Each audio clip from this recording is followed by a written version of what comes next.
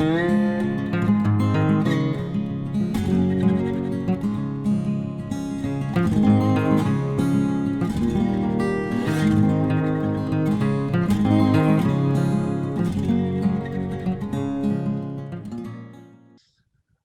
we at the King Ranch Institute are blessed to work alongside the Caesar Kleberg Wildlife Research Institute, which is our sister institution and co-host of this year's symposium.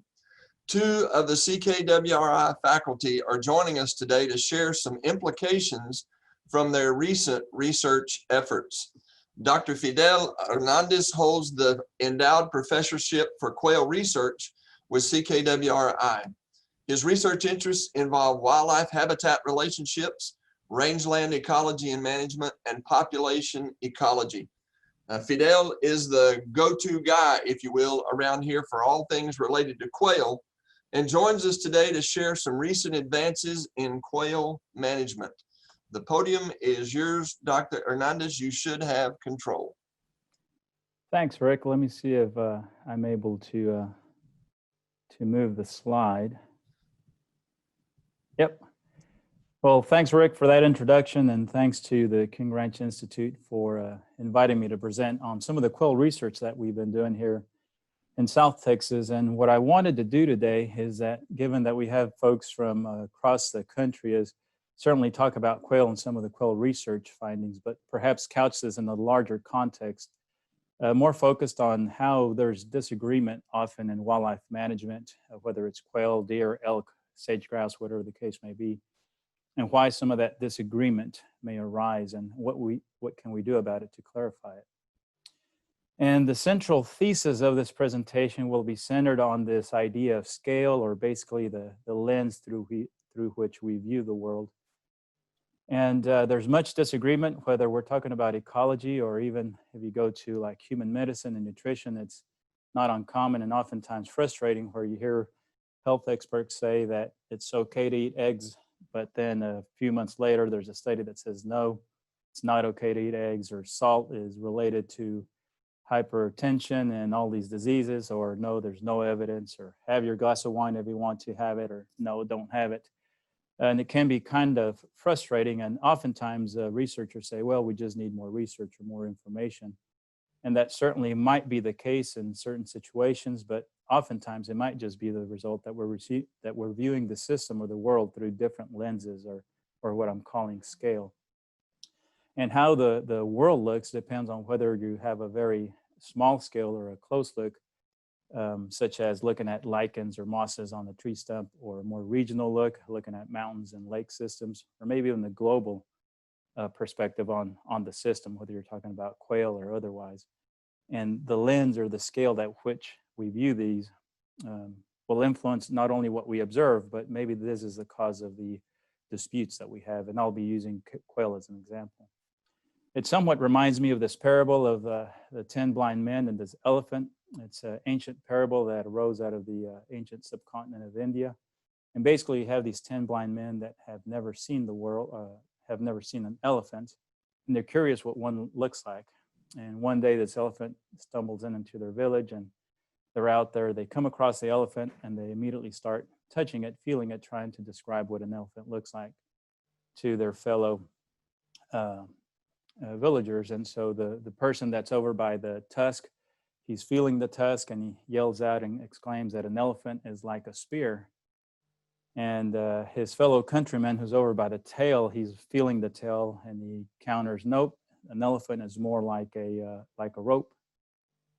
And the third person pipes up and says, well, you're both wrong. Actually, an elephant is more like a tree trunk, and that's the person that was by one of the elephant's legs. And so the point of the parable is that we each have a unique perspective in how we view the world. The world will look totally different to us.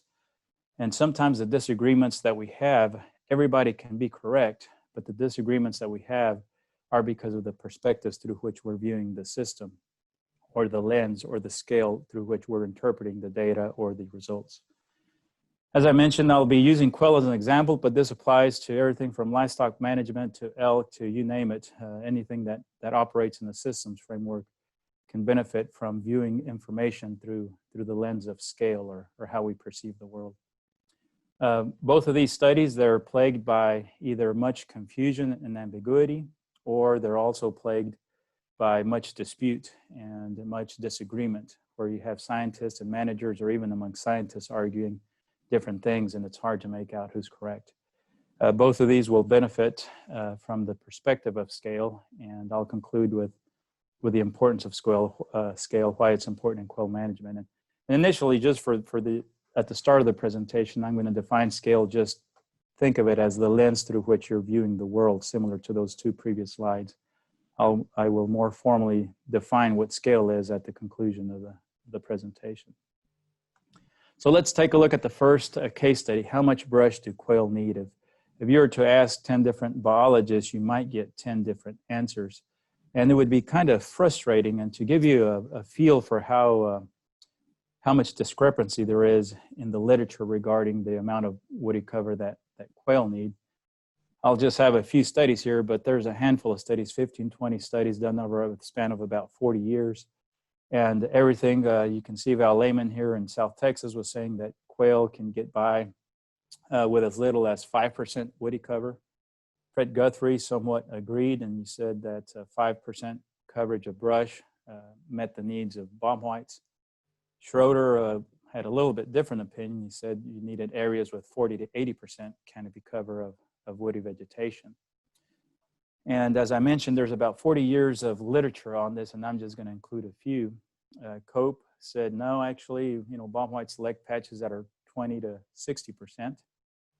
Guthrie, again, this is a few years later after his initial recommendation, 5%. He was looking at the use of woody cover in Texas, Arizona, and different places, and he said actually that bomb whites in Texas, they required higher canopy cover of woody cover, 20 to 100%. And then lastly, you have Ramson that said, well, actually the average is 29%, but most studies indicate greater than 30%. And so if you were to actually view this, and imagine that you're a manager out there, and you come along, you read an article in TWA magazine, and maybe it says that Guthrie said 5 to 15%. Maybe you pick up another journal, or you go to a presentation extension workshop, and somebody says it's 17 to 22% based on the study by Johnson. And somebody from South Texas says, no, you're both wrong. It's actually, according to Lehman, it's 5 to 2%. And I'll just continue on. A few years ago, Clark came out and said, well, it's 57 to 64, so on and so forth. And pretty quickly, if you start reading all this literature, and again, recall that this literature occurs over 40 years, so it's not like you have all these studies in front of you all at the same time. You can easily see how you can be confused and say, what the heck, how much woody cover do quail actually need? It basically spans everything from about 1% to nearly 100%. And so how do we make sense of these brush recommendations? These recommendations, as I mentioned, nearly span the percentage continuum. And so it's no surprise that if you're a manager or even a researcher looking at all these studies, that there would be much confusion, ambiguity, and you really wouldn't have an idea as to what to recommend. And trying to make order of this, you almost, it would be a helpless case, because all these studies were done in different years in different parts of the region or of the southwestern United States under different conditions, using different methodologies. And so you might think there's no way that there could ever be a pattern amongst all of this. But remember, I mentioned that the lens through which you view the world makes a difference. And so what do we organize this according to this lens that I call scale? And so there's several different lenses that researchers often collect information on wildlife, not just specific to quail, but wildlife in general. You have this observation lens that is known as the organism-centered, and it's basically where an organism is found. Immediately in its surrounding, you measure how much woody cover, herbaceous cover, whatever the case may be. So organism-centered data, or when your observations are organism-centered, you're measuring the area that's immediately around the animal's location. But obviously these animals don't stay in one place, they move around the landscape. And so you have this home range that is comprised of a collection of points. And so the home range observations are information that is gathered from within this home range, so incorporates all this area over which the animal ranges. But naturally in a study, you just don't follow one animal, you have several animals that you're observing. And so you also have a study area lens in which you have several animals that you're monitoring, and you have this general area over which you're collecting information over this entire area. One thing that you notice is that as you change the observation lens from organism-centered, which is just immediately around the organism, to home range, which is basically a collection of all the area comprised by the collection of all the GPS locations or locations of the animal, to the study area, the lens widens. You're seeing more and more of the landscape as you go from organism-centered to home range to study area. So what happens when we arrange all these past studies according to these lens of observations? You get a very interesting pattern that emerges. Basically what we find out is that the amount of woody cover decreases as you increase this observational lens. So whenever you arrange these studies according to these three filters, those studies that were focused on the organism-centered lens, they reported use of woody cover from 15 to 90%, so fairly high use of woody cover. Those studies that were focusing or reporting woody cover use at the home range scale, they were reporting much less woody cover use, about 26 to 36. And then those studies that were focused on the study area or the landscape on which the populations were found are considerably less woody cover, 1 to 15%. So you can see that as the observational extent increases, as you go from a very fine look at the world to a very broad look at the world, the amount of woody cover that bobwhites are reported to use goes from high to low. Well, why is that? Actually, it makes perfect ecological sense. Bobwhites sustain a high rate of predation. Everything eats a quail, and so they tend to hug close to woody cover. They're never too far away from woody cover. And so if you were to measure the amount of woody cover at this location of this particular quail, it might be 80%. But as I mentioned, quail don't just live in that one area. They have many multiple areas, and each one of these points is fairly closely tied to woody cover. And so around each one of those points, you would have fairly high amounts of woody cover because they're using it for protection against predators or the elements. But whenever you calculate the home range, what happens is that you're including not only all those points that quail use, but also all those points that they do not use because they're more open or they have less woody cover. So whenever you calculate the woody cover at the home range lens or scale, you might have only 30%. And naturally, you're following more than just one individual quail or covey. So whenever you expand it to the study area, the same phenomenon occurs. So what happens is that as you go from the organism-centered, you have a high use of woody cover, but whenever you look at it at the home range, you have much less woody cover because you're incorporating all those areas within the home range that quail may not be using as often because they're more open. And whenever you further increase it to the study area, you're incorporating more of that area. And so what happens is that you have this amount of woody cover used by bobwhites tends to decrease as you go from the organism-centered, right where that animal is found, to the home range, to the study area. So there's this decrease of woody cover that bobwhites are using based on what observational lens you're using. And so on this study, case study, what you see is that this past interpretation of woody cover use occurred without consideration of scale. Basically what researchers and managers were viewing is that it was just this pile of observations or studies. Each one of those studies were based on science. They were both correct, but at the same time contradictory. But what was missing is that they weren't being organized or viewed through this lens of scale, taken into account that the lens through which you view these data influence the amount of woody cover that bobwhites are using. Excuse me. I'll go to the second case study, which is dealing with quail and rain and whether management matters. Those of y'all that are from this area in the southwestern U.S. Realize that rain drives everything from quail to the amount of forage to all different kinds of phenomenon. And a lot of studies, this relationship between quail and rain is very well documented and very well known. Basically, during years of high rainfall, you have high abundance of quail, and during years of low rainfall or drought, you get these very low populations. And basically, the past studies had focused on two metrics of quail performance: production, how many juveniles or how much reproduction is occurring on the landscape, or abundance, how many animals are on the landscape. And again, it's a positive correlation where more rain equals either higher production or higher abundance, and vice versa. Less rain means lower abundance or lower production. And what the research indicates actually is that rainfall can drive these fluctuations quite drastically and profoundly, and it may account for 70 to 90% of the variability in quail populations. So rainfall largely is driving this system at a regional level. You can see that if rainfall accounts for 90% of the variability, there's very little left for anything else, including management to influence. And just to show you an illustration, the Rio Grande Plains is southern Texas. The Rolling Plains is basically northern Texas, southern Oklahoma.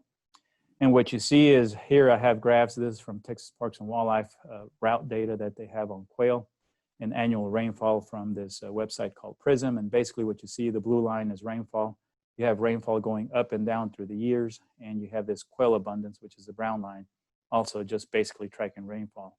And that occurs both in the Rio Grande Plains as well as in the Rolling Plains. So rainfall, I mean, there's no doubt rainfall is influencing and having a profound impact on quail populations. And since quail are a very important game bird economically and ecologically as well, excuse me, landowners have attempted to minimize these fluctuations through management. So they're trying to remove that influence of rainfall through management, trying to increase the lows and not allow the quail populations to increase and decrease so drastically. But the question arises that if rainfall has such a profound influence on these populations, does management really matter? What good is management if rainfall accounts for 90% of those ups and downs? I'm sorry, if rainfall accounts for 90% of those ups and downs. And so we conducted this research over the 6-year time frame where we were looking at how effective is quail management at increasing quail density on these semi-arid rangelands, and also to determine how strong of a factor is rainfall at the ranch scale. So how much rainfall a ranch or a site receives, how much does that really drive the quail populations on that particular ranch?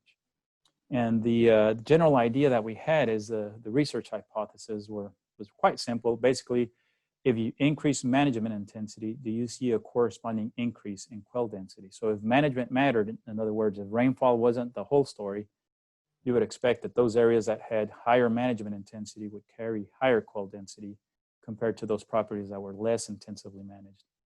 Also, those properties that were less intensively managed, they would be tracking those fluctuations of highs and lows of rainfall fairly closely, so you would have much higher fluctuations, whereas those properties that had much higher management intensity, they wouldn't experience such drastic booms and busts, and so you would have much lower variability.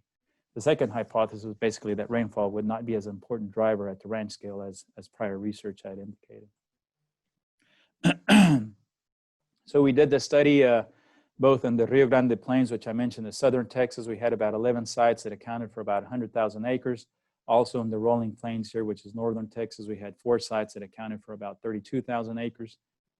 We chose these 2 ecoregions because quail have prolific populations. They tend to rebound fairly strongly in good years. You still have healthy quail numbers, and compared to other parts of Texas, or at least the US, they haven't experienced such drastic declines.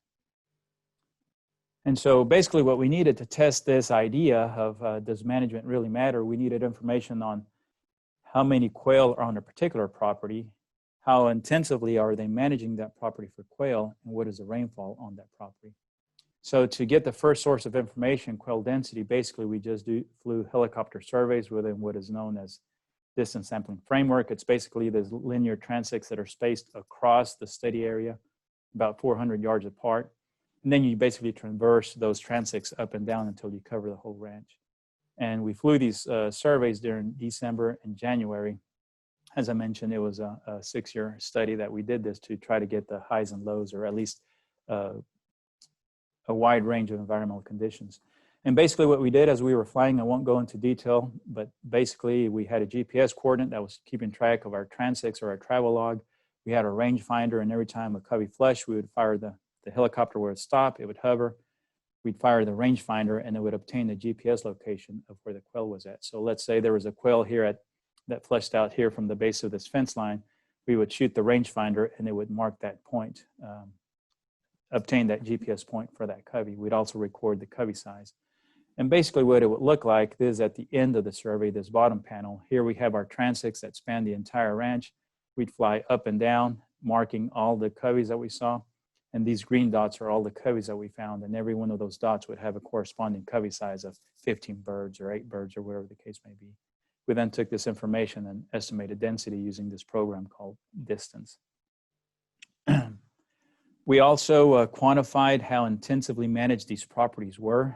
We needed to somehow get a measure of how much management are they doing on this, and we developed a survey instrument to quantify the amount of management that was being conducted. And the questionnaire focused basically on 3 areas: habitat management, what were the grazing regimes, prescribed fire, brush management, herbicide applications, basically how intensively were they managing the habitat. We were also keeping track of what we're calling cultural management. Do they feed or not feed for quail? Do they place waters for quail? Do they do predator control or not? As well as management, harvest management, and do they have harvest quotas? In other words, do they adjust their harvest quotas depending on the environmental conditions, where similar to stocking rate, in poor years you harvest less quail, in better years you would harvest more quail. So you're adjusting your harvest quota based on prevailing conditions. We basically collected information on all these and we summed it all up. So if the ranch was doing all of these practices, they would have high tally. If they were doing very few of these practices, they would have a low tally. So these sites were then classified as either low, medium, or high based on how many points they had acquired for each one of these categories. And so looking at the results, don't get too hung up on the statistics. I just included that there for those of y'all that might be interested. The take-home message here is that bobwhite density basically changed significantly across time. We did catch a boom. We had average conditions in 2004. This increased, this is in southern Texas, into a boom in 2015. Had some carryover in 2016, and then conditions worsened and our population declined. Basically, these letters, if they were all the same letter, it would mean that density was the same across all those years, but you can see that the letter changes. So they're significantly different quail densities from year to year, depending on what those letters are. And we see the same pattern in the rolling plains. The study didn't start until 2015, so we don't have data for 2014. But you see that we caught also that boom in the rolling plains and then also that bust cycle. And again, the quail density fluctuated through time. So this is just showing that we did catch both good years of quail and poor years of quail in this study. If you just look at within the given year, how did those ranches stack up according to management? Basically what you find is you always have this consistent pattern of, let's take 2015, for example, here in southern Texas. Areas with low management intensity were carrying fewer quail. As you increase your management intensity, you carried more quail for medium and even higher quail numbers for the high. And that's regardless of year. So that's 2015. If you look at 2017, you see that same pattern of increasing quail density by increasing management intensity. So we see the same patterns here in the rolling plains. In the rolling plains, we didn't have any medium intensity ranches. We just had low intensity and high intensity, but you see that same pattern. So basically what this means is that we can ignore year and just pull by treatment and compare across treatments. And that's what we did here. In this next slide, so our hypothesis was that quail density would increase with increasing management if in fact management mattered. And what you see that's the case. As you increase management intensity from low to medium to high, you see that quail density correspondingly increases. It's significant. You see that these two bars have the same letter, so there's really no difference, at least statistically, in quail density between medium and high, but you do see that stair-step example. In the rolling plains, you see that same trend for increasing management intensity. You also increase quail density. So you see that numerical increase, but this did not reach statistical significance. You see that those two bars have the same letter, so statistically those aren't different, but the pattern holds of increasing quail density with increasing management intensity. What about the second hypothesis of rainfall? Did rainfall really matter at the ranch scale? And so we plotted quail density as a function of rainfall. And what you see is that for any given amount of rainfall, let's say it was a poor year or a drought year, receiving very little rainfall, what was really driving the difference on how many quail were on these specific ranches was the amount of management. You see that the areas with high management, which is this blue line, consistently carried more quail than this yellow line, which is medium management, than the black line, which is low management. So if you had 20 inches of rainfall, or 20 centimeters, excuse me, of rainfall, really what was differentiating how many quail were on the landscape was the amount of management. Properties with high intensity management were carrying more quail than those properties with low intensity management. The same was true if you had a year with higher amounts of rainfall. You still had that same relationship where, regardless of the amount of rainfall, areas that were managed more intensively were carrying more quail. And you see the same pattern here for the rolling plains. What's really interesting to note is I recall that earlier we were saying that rainfall could account for up to 90% of the variation.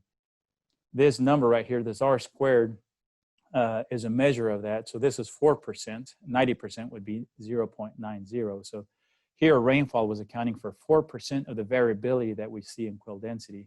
It's not significant, so it's really basically saying that rainfall had no effect.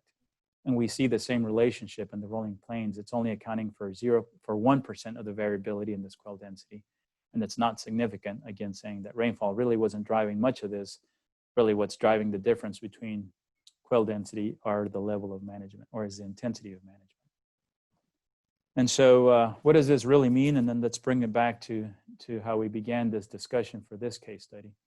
Well, basically the results suggest that yes, management can increase quail density. And so properties that are more intensively managed are going to carry more quail. Management, however, was not capable of completely eliminating those interannual fluctuations. Bobwhite still fluctuated up and down based on rainfall. Hypothesis 2 was also supported that rainfall was less influential at the ranch scale, contrary to past research that was saying that 90% of the variability was due to rainfall. So why do we have these contrasting findings? You had past researchers, investigators saying rainfall is a primary driver. You had past managers that saying, well, I really don't believe you, because in our case, what we're seeing on the ground is that management really matters. We are able to eliminate some of those lows or carry more quail. And so it raised this question of who was correct. You know, managers were questioning the results of past research, and researchers were questioning managers that they really didn't understand the system. And really what was happening, or what appears to be happening, is that we were just, or each group was observing the system just through a different lens. So let me just provide a bit of background and then go into how scale can bring clarity to the situation. Scale is associated with this concept called hierarchy theory, which basically says that whenever you view a phenomenon at a very broad scale, at a regional scale or continental scale, you'll only have one or two variables that are really responsible for that pattern that you observe. But if you shrink the scale and watch it at a more local scale, you actually have many more variables that are going to be driving that pattern that you see. Take the Great Plains, for example. There's grasslands that occur in the central part of the United States. The primary driver of why we have grasslands in the central part of the United States are climate, temperature, and precipitation. So if you think of the Great Plains, if you go further east of the Great Plains, rainfall tremendously increases and you get forests. If you go west of the Great Plains, rainfall tremendously decreases and you get more deserts or scrubland.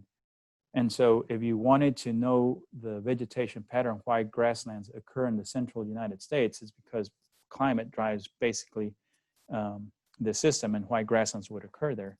But what if you reduced the geographic scale within the Great Plains? What if you zoomed in into a ranch, or even zoomed in into a pasture, or maybe even zoomed in into a particular hill?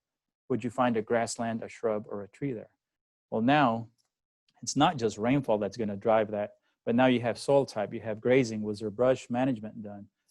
What's the elevation, the aspect, soil type? All those things are going to depend on whether you have grasses on that knoll, or you're going to have shrubs, or you're going to have trees. And so relating it back to quail, basically what was happening is that past research was done here at the large spatial extent. Whenever they were reviewing the relationship between quail and rainfall, they were viewing it at a regional level, at South Texas or North Texas, at broad swaths of land. And the managers that were talking about the influence of rainfall at a small scale, they operate at a ranch scale or at a pasture scale, much smaller than the region or ecoregion level. At this scale, rainfall is one factor that might influence quail populations, but you have soil type, grazing, brush control, all these other factors. And so what scale would predict is that rainfall would be much less influential at these smaller scales because you have other variables that are much more important. So you would see this decreasing influence of rainfall. When you organize the research on these relationships, you actually see this very thing. Those studies that compared the relationship between rainfall and quail at this broad level, at the regional level, the amount of variation that rainfall explains is relatively high, 41 to 81%. Those studies that compared the relationship between quail and rainfall at the ranch level or at the local level, you see that rainfall was explaining considerably less of the quail density. And that's because there's these other factors that are driving the system. And so, again, researchers were focused up here, managers operate down here. So returning to this discrepancy or this disagreement, investigators say that rainfall strongly influences bobwhite abundance, but managers can then contend that management matters. Who is correct? It's possible that both of them are. They're just viewing the system through two totally different scales and therefore arriving at different conclusions. And so I've been talking about scale at a very big picture, a very general sense of just the lens through which you view the world. I'm going to be more specific in that, and then how it might impact our perception of the world and bring clarity not only to quail science, but hopefully to other areas, again, regardless of whether you're talking about forage production or elk or deer or quail. So again, scale very broadly, it's this concept that every observer views the world through a filter, and what you observe depends on the filter that you're seeing. Do you have a very fine resolution scale? Do you have a very broad resolution scale? You might even think, am I viewing the world through a microscope or through a telescope? The patterns that you observe and the phenomenon that you document and what are the factors that are driving that depends on this lens that you're viewing the world through. To give you a very concrete example, let's imagine that we have this area and we're trying to measure the amount of woody cover that's found in that area. So scale is comprised of two components. What is the extent over which you're measuring things? So in this case, it's a 1 kilometer by 1 kilometer extent. And what is the resolution in which you're collecting these data? In this case, it's approximately 10 meters by 10 meters. So scale is two things. Over what broad area are you going to observe? And what is the resolution at which you're observing? If we calculate the amount of woody cover within this 1 kilometer by 1 kilometer using these 10 meters by 10 meter grids, woody cover is 53%. What if we just slightly increase the extent, kept the same resolution, but just increase the extent slightly, which brings us to this situation here. So just by increasing the extent slightly, we see that the amount of woody cover that we would document is 80%. It jumps up tremendously. And this might be surprising. You're incorporating new area. That new area might be brushier, and so your woody cover might go up, or might be more open, and so your woody cover would go down. So that one's not too surprising that if you change that extent, it would exchange the amount of woody cover. But let's keep the same extent and just merely increase the size of these grid cells. So we'll make them more coarse or increase them. So if we increase these grid cell size, it brings us over here. We still have the same extent. We're still measuring woody cover over the same area. We're not changing the area over which we're measuring. We just increased our resolution or increased these grid cells. What you see now is that woody cover is only 69%. So here you have a perfect example where you had, say you had three studies, three different investigators. Maybe they conducted these studies over 3 different time periods. And let's say that this study was done first, followed by this one. You might say, or the conclusion would be that woody cover is increasing because it went from 53 to 69 to 80, when in fact the amount of woody cover has remained constant. Really the only thing that's changed is either our resolution or our extent. Or vice versa, maybe this is the first study and these were subsequent. You might say, well, woody cover is decreasing. You start looking for climatic influence, or maybe brush management has been effective, or whatever the case may be, when in fact nothing has changed. So the point I'm trying to drive home is that there could be much disagreement in this simple case study, but all of it could be explained if we just took into account the scale at which we were observing the system. And unfortunately, we do that very rarely within bobwhite management and science, and also just general ecology and in life in general. We never take into account the lens through which we're interpreting data. So just moving forward to provide some general recommendations, whether you're studying wildlife or you're looking at livestock production systems or whatever the case may be, I think the lens through which you view the system, whether you're talking only about a small system or the entire system, and the resolution at which you're collecting the data matters. And so maybe you ought to begin framing your questions first within the scale context. What I mean by that is, say, for example, you're interested in the influence of rainfall on forage production. The question is not, does rainfall influence forage production? The question would be, at what scale does rainfall influence forage production? Because that's going to determine what results you find. So framing your questions within the scale context, I think, would help. Also, whenever you go to measure, just as we saw in that woody cover example, that the scale that you use to measure the phenomenon matters or determines what your results are. You need to give some deep thought into what is the scale, what is the extent and the resolution that you're going to collect these data, because what you find and what you start promoting will depend on that. And it might lead to confusion from either past research or debate with current research because you're using different scales. And so unfortunately, many times I've been guilty of this myself. You read a paper and so-and-so used a 1 meter by 1 meter quadrat, and you go measure vegetation within that 1 meter by 1 meter quadrat, and everybody starts doing that, and you never really think about the impact. What if you used a 5 meter by 5 meter quadrat or a 10 meter by 10 meter quadrat? The results could drastically change and arrive at a completely different conclusion. And so maybe let's not follow convention or tradition, but really give some serious thought as to what is the appropriate scale that we need to be measuring things.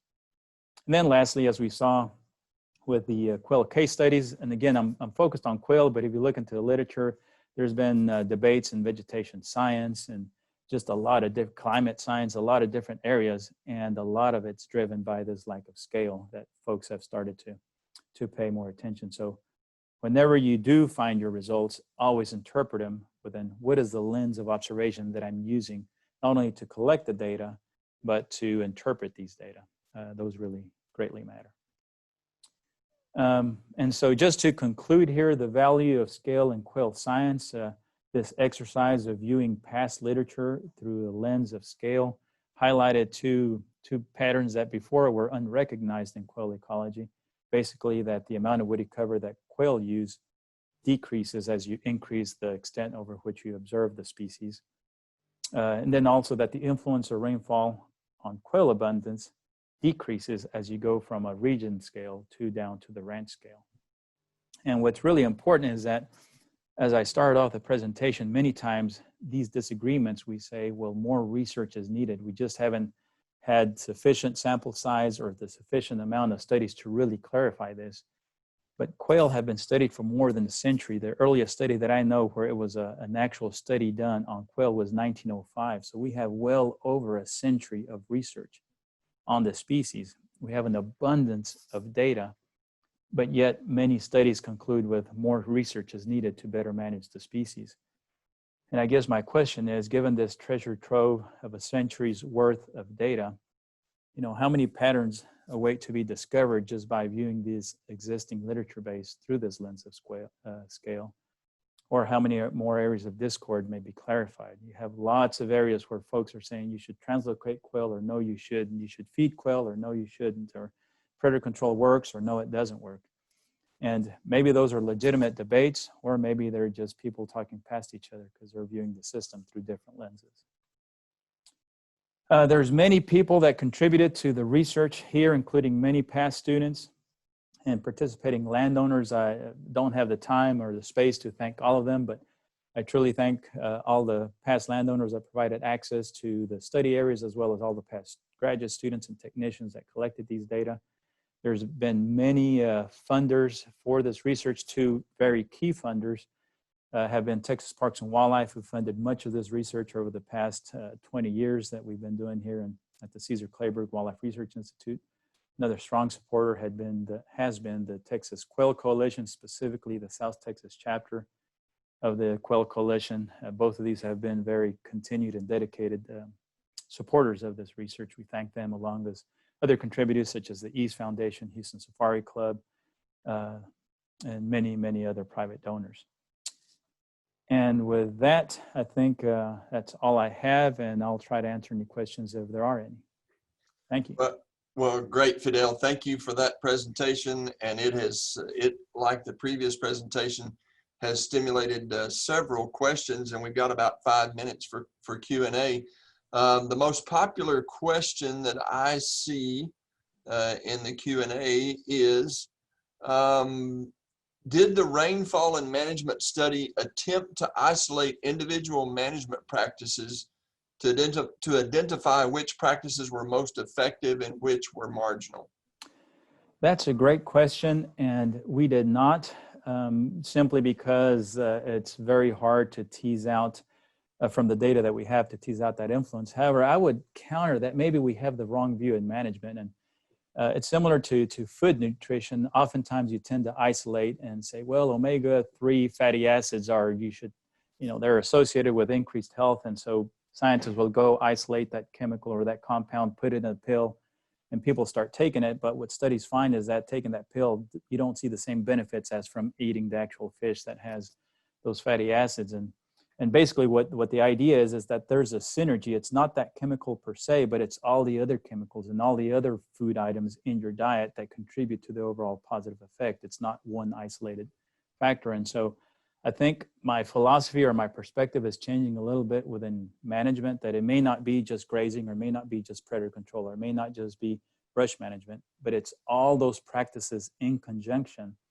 that are creating the synergy that will create the conditions necessary for quail to thrive. So there might be relative importance where obviously habitat management will carry greater weight than, say, feeding or predator control, but it might be that the whole is better than just trying to isolate one. As they say, the footprint of the farmer is the best fertilizer, and so the manager is invested and out there and pulling all the levers that it can to create the right conditions. I think that's the better approach than trying to say one or the other is better. One specific technique over the other is better.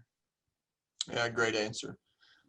The next one, most popular, has any consensus developed about the terminal decline of bobwhites in some Texas ecoregions such as the cross timbers? Yes, and I think this is another area that benefits from a consideration of scale. So you often hear about, some folks are proponents saying that habitat loss is causing or driving the quail decline. Folks along the coastal prairie might say, well, no, it might be habitat loss, but in my region, it's fire ants, and fire ants are the real cause. Or maybe in the rolling plains, no, it's not fire ants, it's eyeworms are the real cause, or maybe predators. And I think what we have is just people talking past each other. So if you look at the regional or at the big picture scale, what's really driving quail populations are the loss of habitat. You have urbanization, you have rangeland being converted to cropland. As you reduce the amount of habitat, you have less and less area for these populations to exist. So big picture wise, it's habitat loss. But as you zoom in into a particular region or a particular locale, you might have that maybe in that area, fire ants might be really high, and that might be what's governing that particular dynamic. Or maybe in another area, if you zoom in close enough, maybe parasites are the primary factor. And so I think the actual ultimate cause, the big picture cause, is habitat loss. But as you zoom in into a particular area, whether it's the cross timbers or rolling plains or South Texas, the factors that are actually affecting quail at a local level might be drastically different. And so that's why you have all these different ideas as to what might be driving quail numbers down. Yeah, great. We got time for one final question. This one's coming from the eastern edge of the Trans-Pecos. How different is the management plan for scaled quail rather than bobwhites? I think the general principles would be the same. Specific practices might be different. So in the western Trans-Pecos, you might have the challenges are a little bit different. There you have greater aridity. Obviously, the scaled quail is more adapted to that. You do have lemon lovegrass that's been increasing that may or may not be impacting them. And so overall, the general philosophy of creating the habitat for the species as best as you can is the same. The overall goal is the same, whether you're using prescribed fire, which may not be the best for lemon lovegrass because it helps to promote it. You might want to use grazing there. So the actual implementation or the technique is going to differ, but the overall guiding philosophy or principles are going to be the same. Provide the nesting cover, the woody cover that they need, the amount of bare ground, those kinds of things would be similar. Well, great. The timing on that's perfect. Dr. Hernandez, thank you so much for joining us this afternoon. Thanks for all the great work you and your staff are doing on one of the favorite birds, not only in Texas, but across the South to pursue in the bobwhite quail and the other quail species. So thank you for a great presentation this afternoon.